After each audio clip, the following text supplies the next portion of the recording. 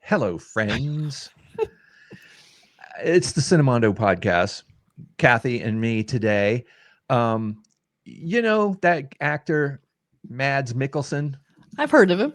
And you know that other one, Sigourney Weaver? Oh, yeah. She's famous. And you know that other one, David Dastmalchian? Oh, God. That right? Nobody knows him, but he's incredible. And if you see him in anything, you will know him because he's such a fun actor. Well, I feel like I know him because I've seen some YouTube videos where he talks about how much he loves comic books and science fiction. It, like, exactly sounds like me. That's funny. And I totally like the guy. He's like he would be my friend. So he's cool. And Sigourney Weaver is Sigourney Weaver.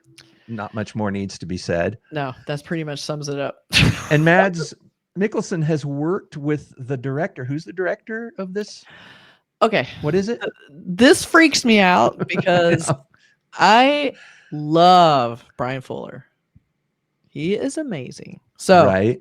I love him. He did a series called Pushing Daisies. Yes. And that was a fantastic series that the writers' strike at the time killed because it went away for too long. But I worked on that series and I have some stories about that. Yeah. We can talk about.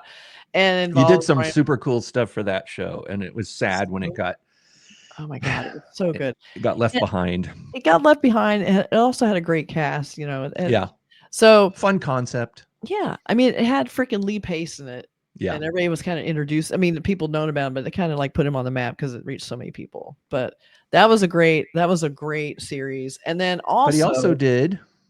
He did Hannibal. Yeah.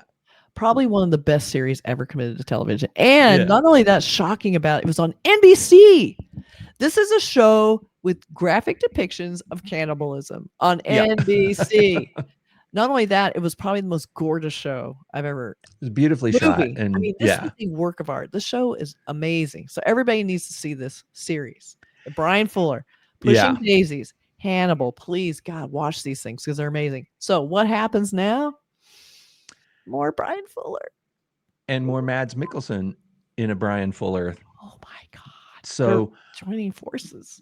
Yeah. Well, they know each other. They know each other. He's like, hey man, I've got like a new show coming. You want to do? Yes. Yeah.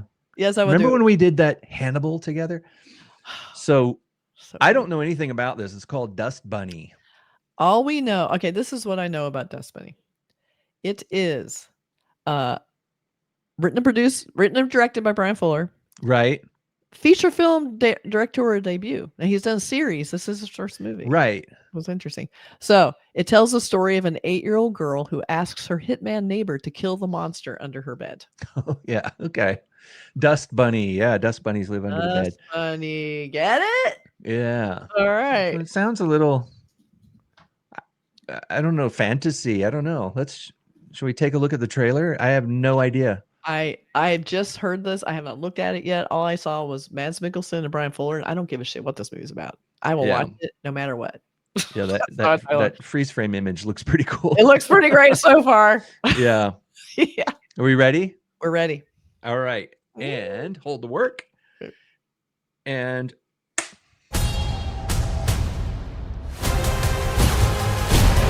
why? Choose the guns. A chicken. Oh my God. What did you see? A monster. Under my bed. What do your parents think about monsters? Do they believe in them? Did you know?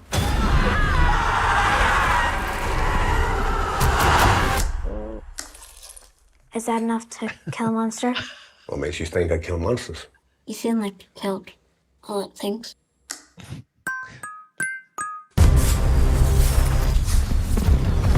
You believe in monsters? You're a monster. She believe in you.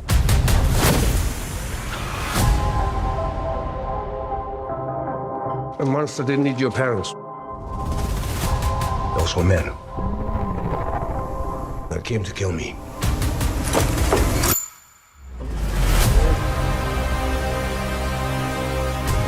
Why would a monster eat your family? You seen something you shouldn't have seen?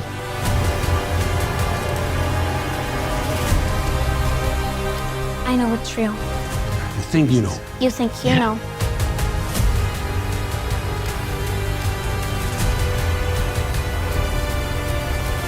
Her being here won't stop them. They will go right through her. Oh, there he is. You seem triggered. You got the girl? I got the girl.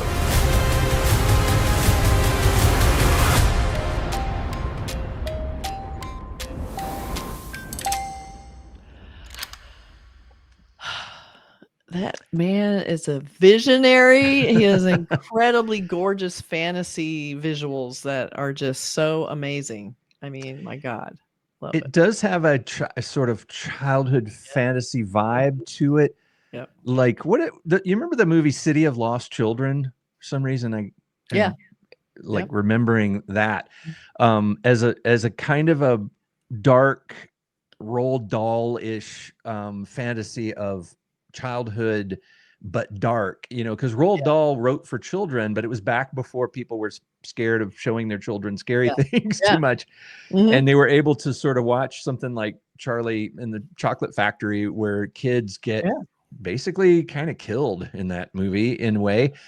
But this looks like it looks like it's not for children, but it looks like it was made with that kind of vibe of a child's perspective, as far as these people that came and did this terrible thing. Oh, it was a monster, and I want to get the mean man to kill the monster for me. It's I also got this feel like childish version of reality, I guess. it's the childhood version of reality, but it looks like the childhood version of reality is actually true. And that's what I like too. Yeah. Adults are being pulled into her perspective. And so we're- everything yeah, looks in a fantasy where exactly. anything is possible. So I like that idea too. That's like now they're all the adults are going to have to see it through her eyes, and they're going to see the monster. That's like, Right. Like this is what the world looks like from a little girl's eyes, like her perspective. Everything is sort of hyper and sparkly and kind of cute, Yeah. I mean, But- just his visuals are fantastic. Like just the way he frames a scene, what he puts in a scene, like the camera angles, the colors, like, oh my God. I'm so glad he's in this zone again, because he was kind of in there and Pushing Daisies, and he had the freedom to do Hannibal in a very fantasy, beautiful, like really rich, almost oil painting like vibe of every scene. Yeah. It was like, cannibalism, every Right. tableau was like this beautiful, weird architecture that was just gorgeous. So it's like, he's just got that vibe. He's such It's a kind cool of villain. that one to me kind of seemed inspired by sort of dark underground stuff like Joel Peter Witkin. If you dare enter the name Joel Peter Witkin in your image searchy engine, whatever you use, and be prepared. You. That's right. Be prepared. That's what he does. But there's kind of like this idea with Hannibal that these set pieces were almost like staged, like the set dressing was incredible, the art direction was incredible, and but the subject matter is deeply horrifying. Deeply horrifying. So this looks fantastic. First of all, Mads Mikkelsen looks amazing. I like when he looks this worn out, like Hitman, and he's turned on this chicken butt light, like with the egg coming out, turns it off and on. You hear the clicking through the whole thing, like he's kind of flashing on her every time she answers. I love that. Right. What so makes you think I kill monsters?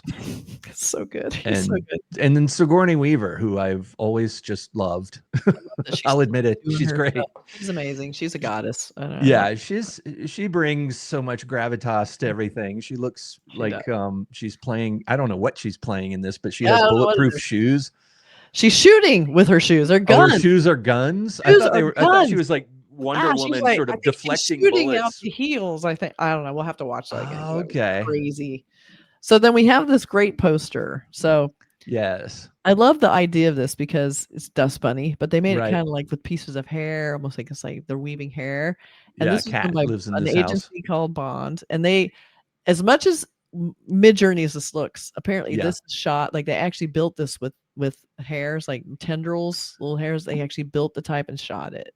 Nice. So I think that's really cool that they did it that way. So while it looks like Mid-Journey, it's not. Now, what is that little thing sticking out? It's like a claw. Looks like a little knife or something. I can't tell. It's like a claw. It's like a Chris knife from Dune.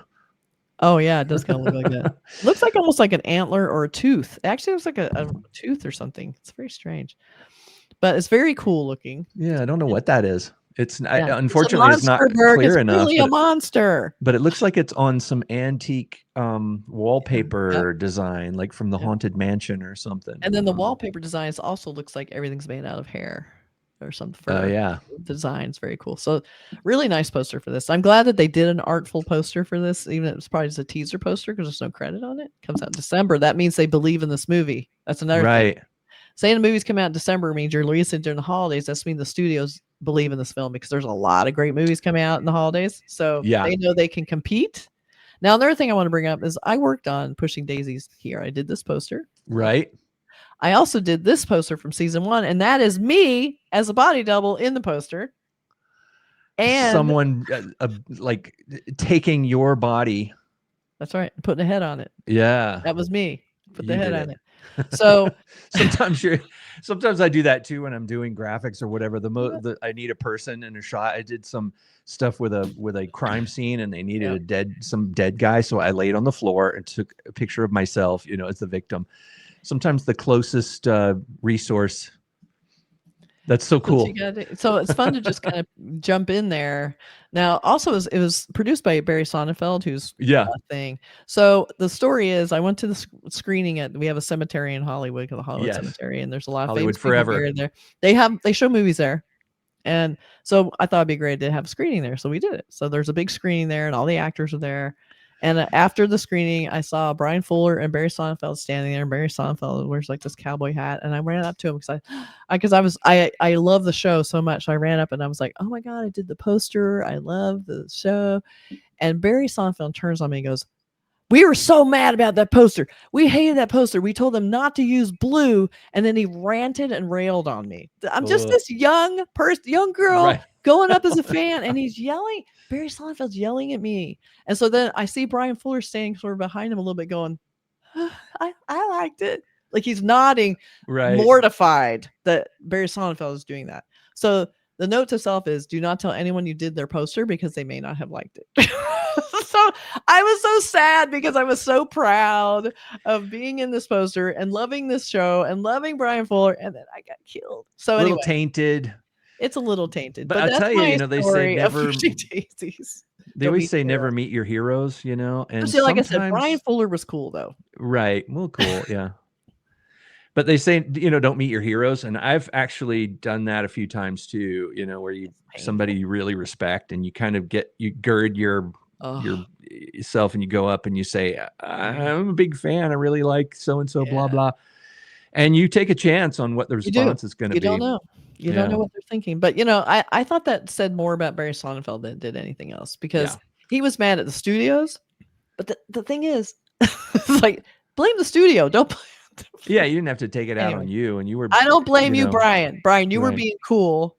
And you felt like he was running all over you. But I'm still proud of the poster. It's a great poster. I'm thrilled I got to be part of a Bryan Fuller project in whatever teeny tiny way post. But this makes me even more excited about this because I'm a huge fan of Bryan Fuller. Cannot wait to see Mads Mikkelsen and them join forces again. It just looks gorgeous. And this will be my holiday to see movie. Well, interestingly, it looked like there was a shot in this where they were pushing over a bunch of daisies. Did you see that? Yeah, I thought it was daisies or they sure looked like daisies. It seemed like it wasn't an accident. Yeah, it did. It did. So let us know what you think of this trailer. Did you like Pushing Daisies? What is your favorite Bryan Fuller project? He's done a lot of cool stuff. So catch you next time. Bye, everybody. Bye.